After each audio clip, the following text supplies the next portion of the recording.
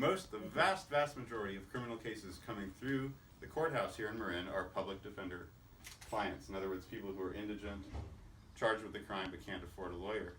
And yet, none of those folks ever gets to appear in front of a judge who had devoted his or her career to what it is that I do, which is defend constitutional rights, represent people who are charged with crimes, and try to make sure that only guilty people get convicted of crimes. And that's really an imbalance that most people who become aware of the situation recognize as being at odds with the equilibrium that we strive for in government generally.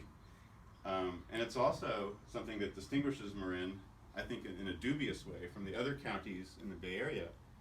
We have 9 counties surrounding the Bay here, and every single one of those except us has a judge on the bench who was a public defender. What I do is I spend my time in the courtroom. I do jury trials, I do arraignments, I do preliminary hearings, I handle the most serious kinds of cases that we get. I represent inmates at San Quentin State Prison.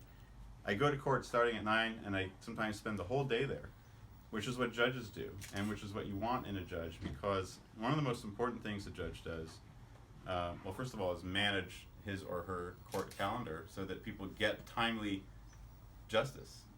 And my opponent does not spend her time in the courtroom. As I understand it, she's done 1 jury trial. I've done over 50 jury trials to verdict. She also doesn't represent people. I represent actual individuals, and a great kind of wide variety of people: immigrants, teens, elders, people with mental illness, business people. My opponent represents the corporate interests of Marin County, which is important legal work. That's important to do, but I think it's different. It's different than representing a person whose interests you have to really care about, who you have to get to know, who you have to listen to and get their story and meet their family.